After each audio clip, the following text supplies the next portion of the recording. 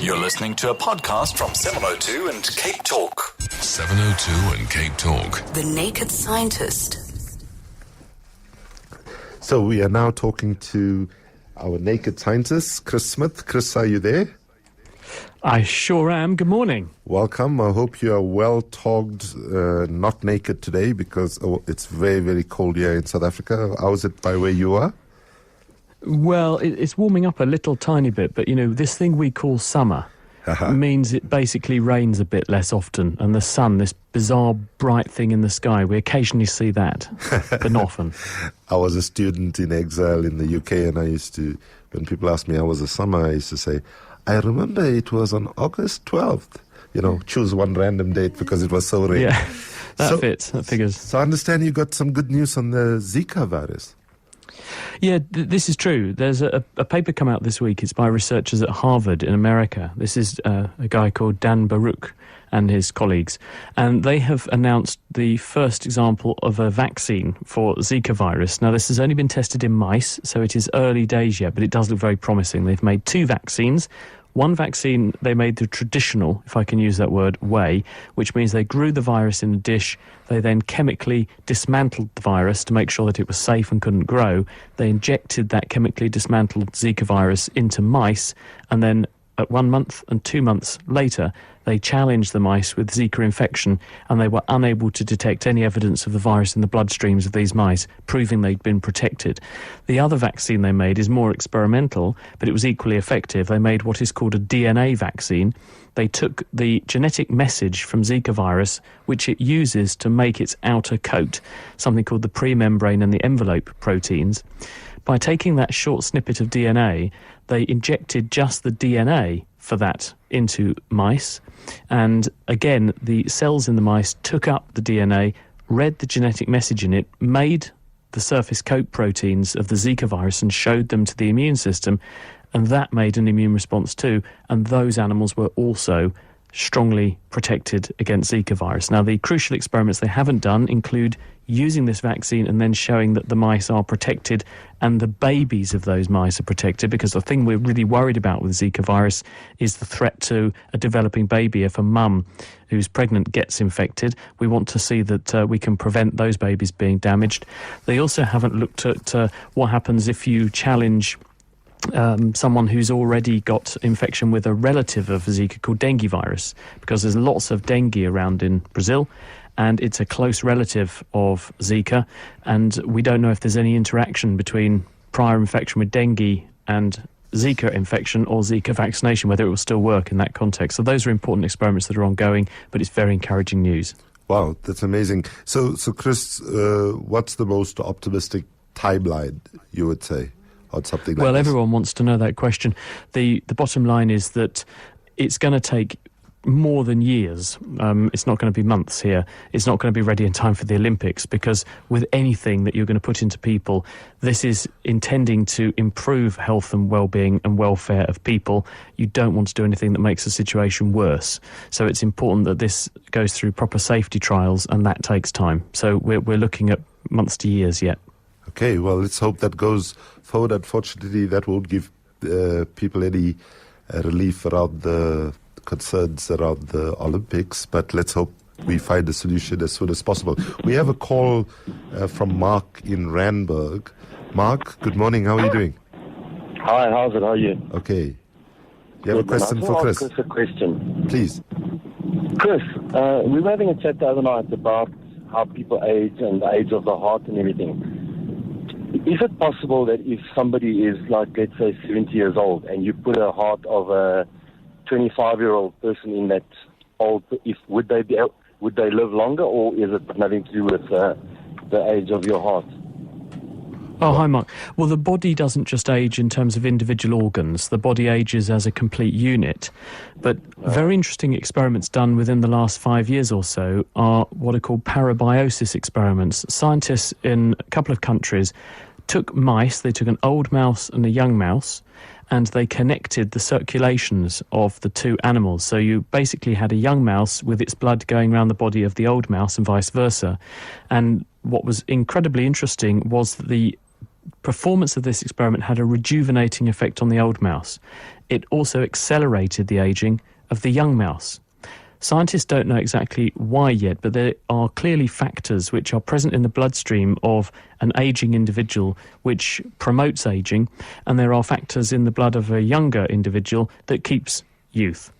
And if we can find out what that is, it probably relates to what we call senescence, because as cells in your body age, they can only divide and grow a certain number of times before they are prevented from growing anymore because they are at risk of turning into cancer cells.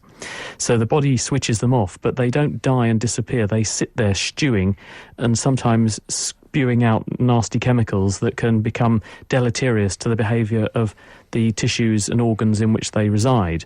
And it may well be that the blood from the young animal helps to deactivate or reinvigorate those cells, or that you get rid of some of those factors into the body of the younger animal, which keeps the health of the older animal in tip-top condition. So scientists are looking into this because it could be one way in which you can reverse some of the effects of ageing. But to answer your question about hearts specifically, when we do a heart transplant, this saves lives, and it certainly gives people additional lifespan, because people who don't have a heart transplant for no reason, they've got to be at very real risk of their life prematurely ending to have a heart transplant. But the problems with doing a transplant and the attendant health problems that go with switching off the immune system so that the body can tolerate having a donor heart without rejecting it, those come with attendant side effects that mean that most heart grafts go for between 10 and 20 years, which might be less than that person's natural lifespan, but it will be 10 or 20 years that they wouldn't have had otherwise. So I hope that answers the question anyway. Great, thank you. And just for our younger listeners, to remind them that, in fact, the first heart transplant in the world was done in Grooteskier Hospital in Cape Town by Christian Bernard. We now are going to go to Benji in Pretoria. Good morning, Benji. How are you? Hi, good and you? Fine, thanks. What's your question for Chris? Sorry, just a quick question. I'd just like to know if you're driving and someone's lights are bright behind you and you angle your rear view mirror down, how come you can still see what's going on behind you while the mirror is actually facing the back seats?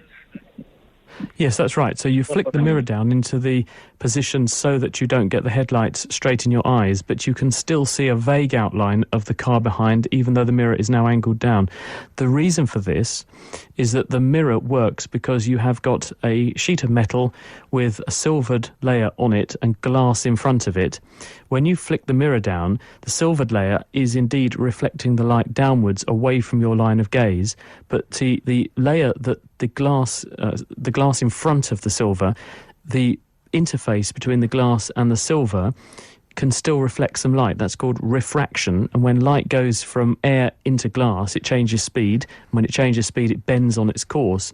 And so when you flick the mirror down, you get just the refraction off the glass, which is normally so inapparent up against the bright light being reflected properly that you can't see it. But now you've got that dark contrast, there's nothing else coming back off the mirror, you can see the refracted light coming off the glass surface, so you see a vague outline. It's not very efficient because only a tiny amount of the light is sent back to you in that way, but it's enough where you can just discern the outline of the headlights behind you. Thank you, Chris and Benji. I hope that answers your question. We're now moving to North Riding. Good morning, Monet. How are you? Hi, how are you, sir? Fine, thanks. I've got a family member that's suffering from a skin disease called lichen planus. I don't know how to pronounce it and spell it. It's 2 words. It's L-I-C-H-E-N and then P-L-A-N-U-S. It's a skin disease he's acquired not so long ago in his late 40s. And it's terrible. Any advice from the naked scientist? Over to you, Chris. Yeah, the condition is called lichen planus, and it's quite rare. We think something like 0.1 or 0.2% of people have this, and we think it is an autoimmune disease. That means that the immune system is attacking tissue when it shouldn't do, and in this case it's doing it to the skin, and it produces this red marking or red damaged areas on the skin. It's very difficult when you've got an autoimmune condition to do anything about it apart from switch down the immune system, because what scientists haven't discovered how to do yet is reprogram the immune system in order to prevent it attacking things that it shouldn't do. I think that's coming because scientists are getting better at understanding why the immune system attacks and how it attacks certain things. And in the future, as gene editing techniques come along that will enable us to go in and edit the DNA in cells, it will become possible to identify which cells are responsible for this inappropriate immune attack and then deploy various molecular editing tools that will go in, target the cells that are doing the naughty thing, and then chop out the bit of DNA that's making them do that, so you stop that happening. That's a number of years off at the moment, so in the meantime, what people have to do for autoimmune diseases is to switch down the immune system. Now, that can treat the symptoms, but it does have side effects. There's no such thing as a free lunch in medicine, unfortunately, even from a drug company. And what the consequence of that is that you then become vulnerable to other infections and other problems, but it does mean that the more severe problem, the autoimmune disease, gets a bit better. Thank you, Chris and Moni. I hope that was helpful advice to inform your family member and wishing them hopefully a solution to their problem. We're now moving to Cape Town to Jimmy. Good morning, Jimmy. Are you freezing there in Cape Town? Yeah, it's freezing here. Hi, Chris. The planet Earth is moving at the speed of 1,000 to 1,600 miles per hour. Now, number one, how come we don't feel nothing at all? And number two, let's say for instance, if you take a plane and fly, let's say, a kilometer, or let's say helicopter, fly a kilometer in the air and hover around for an hour. That means the spot where the helicopter took off, it would be 1,000 miles away because the Earth is spinning. Jimmy, thank you for your question. I think there are many listeners listening to your question and thinking, oh my God, I hope I don't ever feel how fast it's spinning because there's enough happening already on the planet Earth. But over to you, Chris. Yeah, so just to put some sort of qualification on those numbers, what Jim is referring to, you have a planet, it's a big ball, it's spinning in space, and at the equator of the planet, because the equator is roughly, let's call it 25,000 miles, we'll talk in miles because he said miles, 25,000 miles around, it takes about a day for the planet to spin one complete circle, therefore it's doing 25,000 miles in about 25 hours, so therefore it's doing about 1,000 miles per hour. Why do you not feel like you're doing 1,000 miles an hour at the surface? Well, the Earth is huge, the Earth is moving and you're moving, and the air above the Earth is also being dragged round by the Earth moving, so relative to you, nothing appears to be moving, so you have no idea that you are moving. And it's the reason that the air is moving with the Earth is in the same way that if you have a bucket of water and you put in your hand and you spin your hand round in a circle, eventually the water catches up and starts to move with your hand and you get a whirlpool in the bucket. Take your hand out, you can see the water continuing to go round. Exactly the same with the air around the Earth. So if you take off in your aeroplane or a helicopter and hover above the Earth's surface, the air you're hovering in is also moving around the Earth's surface at the same speed as the Earth's surface because the Earth's surface is pulling it round. Therefore, you move around with the air and therefore you appear to be staying static above the Earth's surface. Great. Thank you, Chris. And let's hope the world doesn't spill completely out of control in the coming months and years. We're going to go to Francis in Randburg now, Chris. Morning, Francis. Good morning. How's it, guys? Chris, I wanted to ask you about GMO crops and the negative effects they have on humans. There's a big debate about how bad they are for us, and I want to know what they actually do to us that's so bad. Oh, yeah. Hi, Francis. Well, GMO stands for genetically modified organism.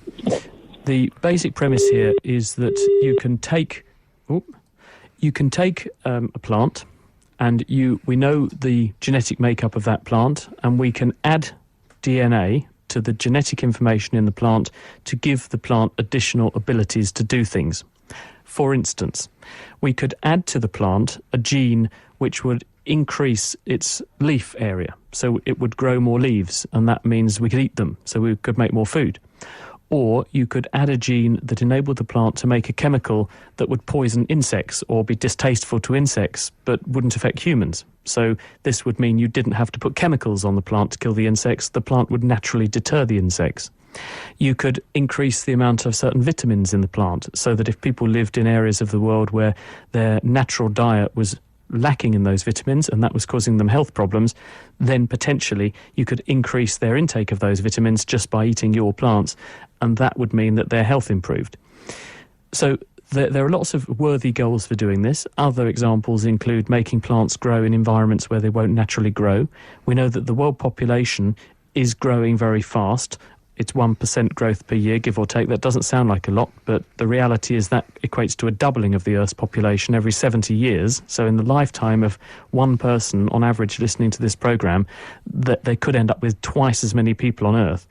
Everyone's hungry, everyone needs feeding. We don't have enough crop producing capacity to feed that many people. So we have to plan ahead for our food security, thinking, how do we augment food supplies? We may need to try and grow crops on land where they won't grow at the moment. So scientists, including in Australia, and I was in Saudi Arabia in January, scientists there are working on this problem. They are engineering ways into crops to make things like wheat and rice grow on soils that are A, very poor soils, and B, have a lot of salt in them.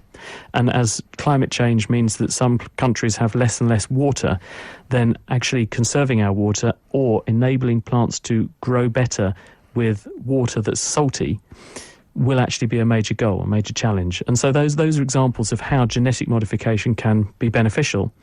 The way in which the modification processes are achieved is that you use various techniques, including one which is based around a bacterium called tumour faciens, Agrobacterium tumefaciens, which naturally has evolved to insert bits of DNA into plant DNA.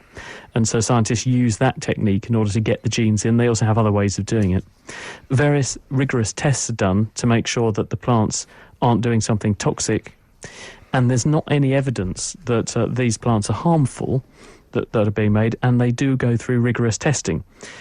So most scientists, not for political or personal reasons, most scientists, just based on the evidence, are comfortable that the technology as it's being deployed at the moment is safe, and there's not any evidence this is going to be bad for people as long as we are careful.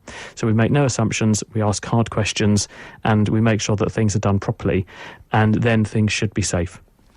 Thank you, Chris. Chris, there's a SMS question that's come in which says, have there been improvements in chemotherapy without side effects? Medicine is moving forward leaps and bounds, and there are always improvements happening. There are various ways to target treatments better. In the old days, we used to go in with sort of blunderbuss therapy, and chemotherapy means putting chemicals into the body to achieve some kind of treatment. Most people use the word to mean to treat cancer. Well, in the old days, we used to shove in drugs that would poison any cell that was growing, because cancer cells tend to grow faster than healthy tissue. And the rationale was, well, if we hit the cancer cells harder than the healthy cells, then the tumour should suffer more than the person. That was responsible for a lot of side effects, like people losing their hair, sore mouth, sore tummy, anemia. Not great. Now scientists are coming up with much better ways to target therapies, particularly using things like what we call monoclonal antibodies, so that you home in just on the cells you want to treat and you deliver the treatment just to the target, not having off-target, non-specific effects around the body. And these monoclonal antibody therapies are very, very successful. You basically make an antibody that homes in on one particular thing in the body and hits that, leaving other tissues unharmed. And there have been a number of examples of cancers which have come under complete control and remission as long as those antibodies are supplied regularly. Thank you, Chris. We're going to go now to Parkview, to Jeff. Good morning, Jeff. Morning. Hi. Go ahead. The question for Chris. People are comparing the improving efficiency of solar panels with, say, Moore's law, which refers to the improving efficiency of computer chips relative to the size and the processing power. Do you foresee solar panels improving almost indefinitely in terms of their conversion of light energy into electricity relative to the size of the panel indefinitely, or what are going to be the physical constraints that'll stop that improvement in perpetuity? Hello, Jeff. Well, the way in which solar panels work, the present generation of solar panels are based on silicon. You have a huge slab of silicon, a semiconductor, on your roof, and when photons, which are packets of light, hit the silicon, they knock electrons out of the crystal lattice. Those electrons are tapped off, go around a circuit, do some useful work, and they return to the crystal into what we call holes, and therefore electricity flows.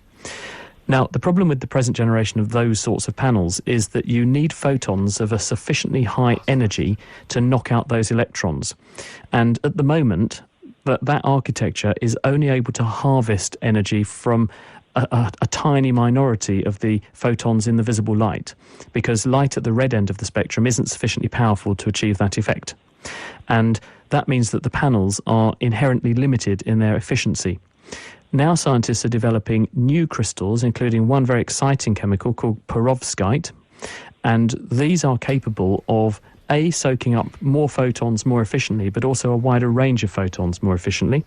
Scientists are also looking at how, instead of just having one semiconductor layer, which is sensitive to one colour or wavelength of light, photons, what you could do is to stack up, or like a sandwich, multiple semiconductor layers, which are each removing from the light different colours or different energies and exploiting them, and then you mix the whole output together to get your electrical circuit. So it's a very exciting time. The efficiencies that are being achieved are something in the region of 20-25%, so it's still quite low, but a back-of-the-envelope calculation will show you that if you just converted a tiny fraction of the Sahara Desert, which no one wants and no one uses at the moment, into a giant solar farm, actually you could supply the entire world's electricity demand at the moment. The problem would be distributing the energy, but people are working on that too.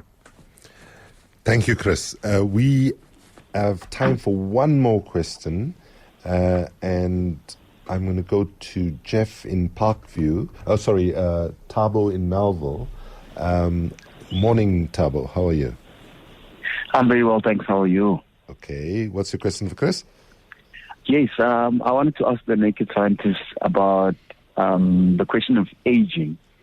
I was reading some study from some guy called Dr. Aubrey de Grey, and his argument was that aging is an illness that can be solved, that can be cured like you cure flu and tuberculosis. His whole rationale was that we've always considered aging to be natural, but when we look at it as an illness, we then seek for cures for it, basically. So so they did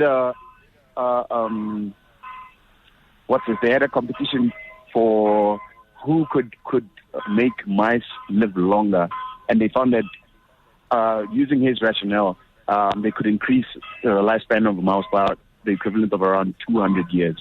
So I'm wondering if the naked scientist knows anything about that, and if there's any truth to what this guy's argument was. Thank you, Thabo. Well, I know of Aubrey de Grey, and I sat there when he gave a presentation. It was about 10 years ago now in America at a conference, because he's based in Cambridge. And what he said was it's a reality probably that the first person who will live to the age of 1,000 has already been born. Now, whether that's speculative and an extremely irrational thinking, or whether it's going to become a reality, no one will know. We'll have to wait and see, won't we? And probably none of us are going to be there to see that day. But what we do know about aging is that cells in our body are being assaulted all the time by reactive chemicals that are made as byproducts of our metabolism. And those reactive chemicals damage the membranes, the outer coats of our cells. It damages the genetic information, the DNA in our cells. And the slow accumulation of this damage, and the fact that you need to replace cells that get clapped out because of these various threats from disease and so on, that the cells can only divide a certain number of times, and you slowly erode down the numbers of stem cells capable of replacing those cells, and eventually your tissues just can't replace themselves fast enough. And when you add to that the damage that's happening to your DNA because of things like radiation and smoking and all the things that taste great that we love to eat but are bad for you, when you add all those effects together, you end up with a situation where cells eventually don't get replaced fast enough and your tissues begin to fall apart and clap out. We need to understand a bit better about how we can replace those cells and get fresh cells into the body because rejuvenating the stem cell supply is what's going to enable our tissues to regenerate and rejuvenate, rather than trying to slow down the aging process of our existing tissues per se. And I mentioned senescent cells earlier, cells that get old and clap out. Scientists are finding if you can get rid of those half-dead cells that don't do anything, they just sit there getting in the way, actually you get a very profound regenerative effect in the way our organs and tissues work. So I think a two-pronged attack, replacing the stem cells to get reinvigorated healthy tissue, plus getting rid of the clapped out dead old cells, that will be a major help in helping us to live longer and stay looking great, like me. Thank you, Chris. And apologies. Now I want to see a photograph of you immediately. Just apologies to those who tried, callers who didn't get a call in to Chris. You can try again next week Friday when he'll be back. And just on this last issue about is aging a disease, I think the one thing that they used to say is there are only two guarantees in life, death and taxes. And let's be honest, we know that a lot of people get away without paying taxes. So well, your president is leading the way on that one, isn't he? He's doing a grand job. Oh, I'm glad you said it and I didn't. So anyway, thank you so much, Chris. Thank you for everybody who called in. It's a pleasure. Thanks, everyone. Bye-bye.